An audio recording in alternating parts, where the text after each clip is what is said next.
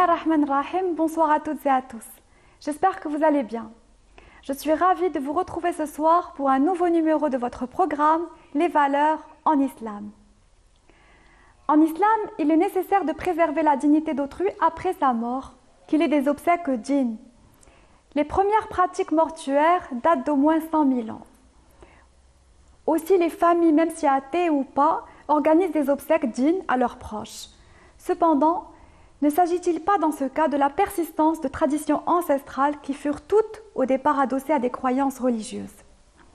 Il n'existe pas réellement de société qui n'ait développé à un stade ou à un autre de son évolution de récits mythiques englobant la genèse du monde et son devenir. Aujourd'hui, après des millénaires de réflexions philosophiques sur la question, le problème du rapport du corps du défunt demeure d'une redoutable difficulté. En fait, la dignité de l'homme le poursuit ou encore l'habite même lors de sa mort, car depuis bien des centaines d'années, l'homme se soucie d'offrir au défunt un enterrement digne.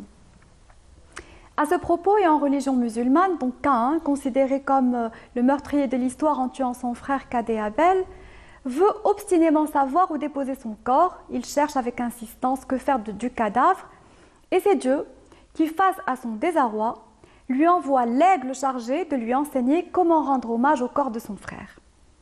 Dès la nuit des temps, l'être humain ensevelit ses morts, et aujourd'hui encore, les morts sont respectés, même par ceux qui ne croient pas en une vie future.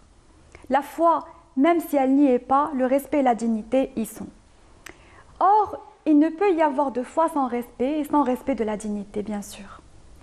Donc, la question qu'on pourrait se poser, c'est est-ce que tous les hommes sont-ils dignes ou seulement les meilleurs d'entre eux? Qu'en est-il de celui qui franchit les limites de la loi ou de celui qui ne s'inscrit pas dans la norme sociale? La dignité est-elle intrinsèque et inhérente à la personne humaine, quelle qu'elle soit, ou bien peut-elle se perdre sous l'effet de conduites déterminées et de certaines attitudes stigmatisées? Nous avons reçu, de part et d'autre du globe et à travers le temps, des réponses variées et diverses. Cependant, et bien heureusement, malgré toutes ces conceptions inégales, la doxa contemporaine présente généralement la dignité comme étant attachée à l'humanité comme telle, et tout homme ayant une valeur absolue. Ce qui ne diminue en rien l'ambiguïté de cette notion. En fait, nous ne pouvons pas identifier la dignité à une propriété, ou bien à une capacité, ou bien à une caractéristique précise, car tout simplement cela entraînerait des rapprochements avec, ou bien des différences entre les hommes. Si l'on se risque à justifier donc la dignité à une propriété, donc on se perdra. Cependant, et malgré nos caractéristiques génétiques proches de certains vivants, nous sommes les seuls à être des êtres en fait qui nous étonnons de cela. Et des êtres à connaître cette différence génétique et à nous y intéresser sérieusement.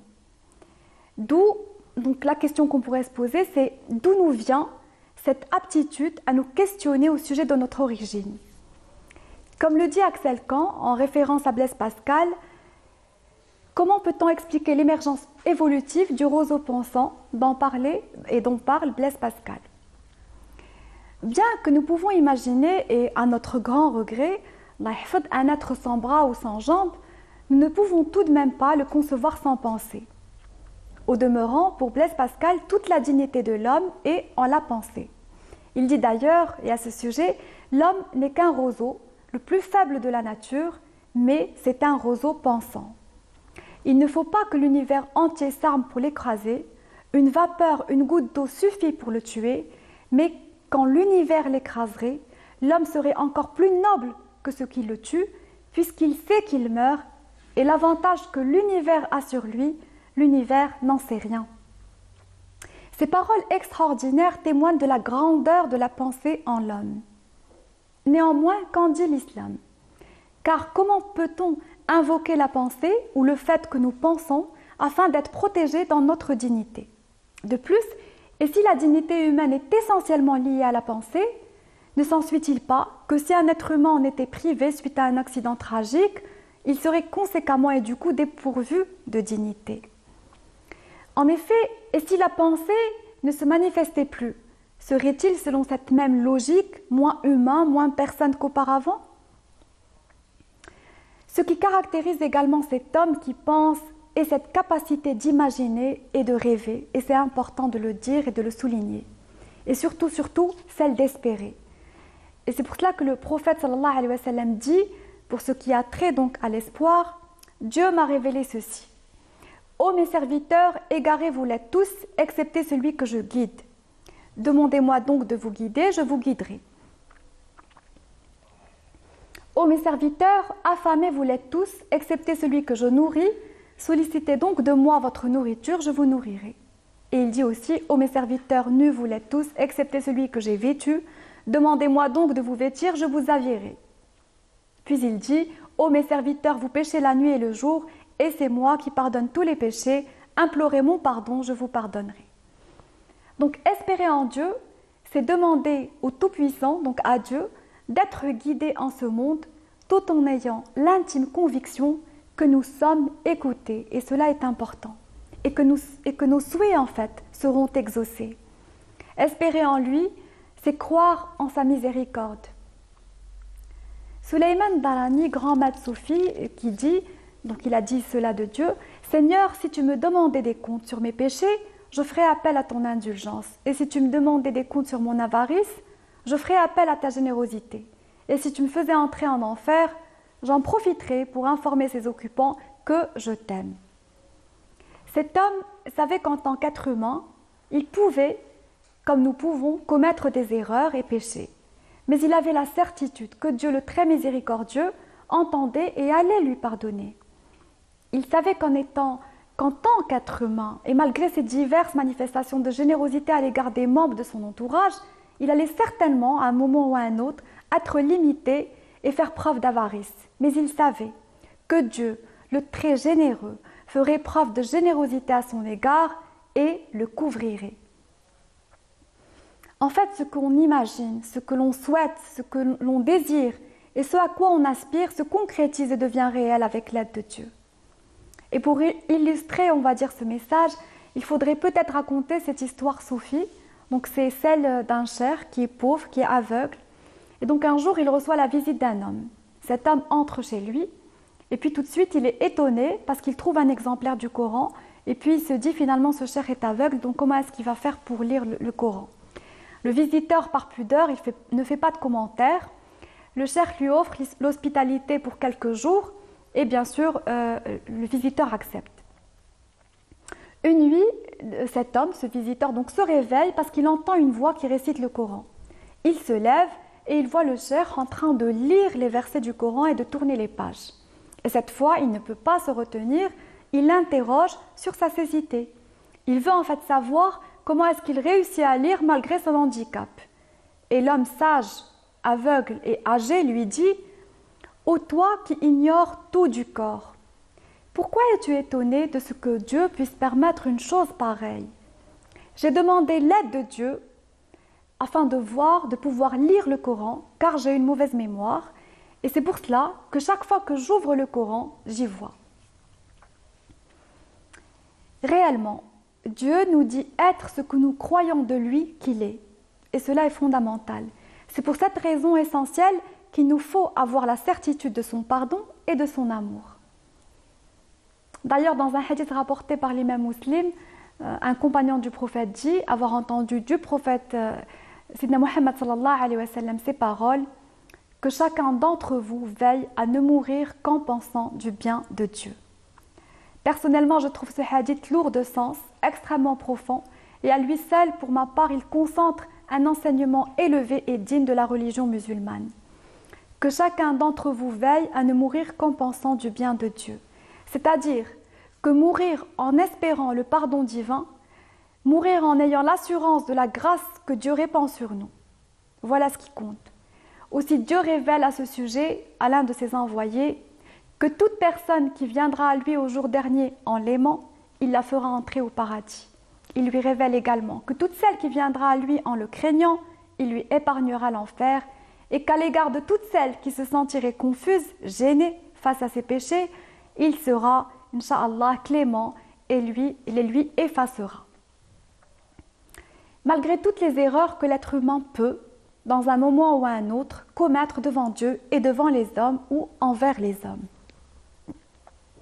Le Très-Haut reste le très pardonneur. Il est celui qui comprend, il est celui qui aime, il est celui qui couvre.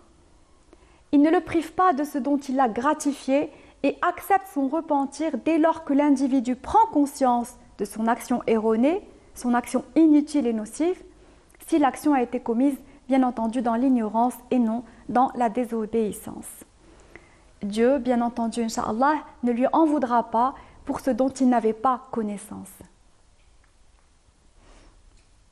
Un auteur, sage pour ses réflexions, bien qu'inconnu de la plupart, nommé Saad ibn Bilal, dit à ce sujet: quand le serviteur commet un péché, Dieu le préserve dans sa subsistance, dans sa santé, en n'exhibant pas son péché et en ne le punissant pas immédiatement. Ce qui nous est, par cette information rapportée, c'est que Dieu protège les torts des hommes. Il n'exhibe pas les erreurs de ceux qui se trompent. Il cherche toujours le repentir de son serviteur fragile, qu'il promet d'accepter. Car Dieu pardonne quand le pardon lui est prié. Dieu aide quand l'aide lui est demandée. Un sage enseigne aussi: espérer en Dieu est une richesse que la pauvreté n'entame pas, et désespérer en Dieu est une pauvreté à laquelle la richesse ne remédie pas. Être riche ne signifie pas avoir une belle voiture ou une grande maison, encore moins avoir un cœur fermé, scellé au pardon. Un esprit rapide quand il s'agit de jugement. Seul est réellement riche l'homme qui espère en Dieu, celui qui croit et ne perd pas la foi en ce qu'il y a de plus humain en nous, la générosité, la clémence, le sens du partage, l'indulgence, la miséricorde, et ce sont des noms de Dieu. Dans un verset du Coran, Dieu révèle, dit: ô mes serviteurs, vous qui avez commis des excès à votre propre détriment, ne désespérez pas de la miséricorde de Dieu. Dieu pardonne tous les péchés, oui, il est celui qui pardonne, il est le miséricordieux. Dans un autre verset, nous pouvons lire: Dieu ne pardonne pas qu'on lui donne des associés, et il pardonne ce qui est moindre à qui il veut. Emplir son cœur d'espoir, d'espérance en Dieu, nous permet de continuer à sourire, nous permet de nous efforcer à mieux faire, et cela nous permet aussi de vivre sans frayeur ni angoisse, mais avec confiance et espoir tel que Dieu nous veut. Le fidèle serviteur qui aime son Créateur et le reconnaît dans sa splendeur, dans sa magnificence, dans sa clémence, s'en remet à lui devant toute situation et ne perd jamais espoir en sa miséricorde. C'est cela être croyant, c'est cela être un vrai pratiquant. De la petite enfance à la grande enfance, c'est-à-dire à la vieillesse, rêver, imaginer et se laisser aller à la méditation est primordial.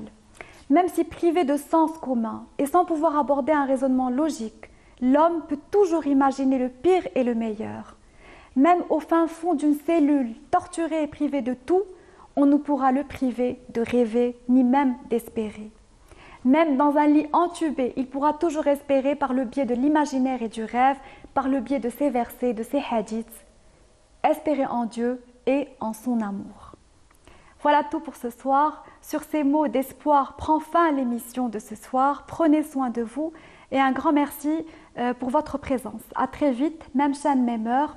Dans l'attente de vous retrouver, restez avec nous sur Sadissa. Assalamu alaikum wa rahmatullahi wa barakatuh.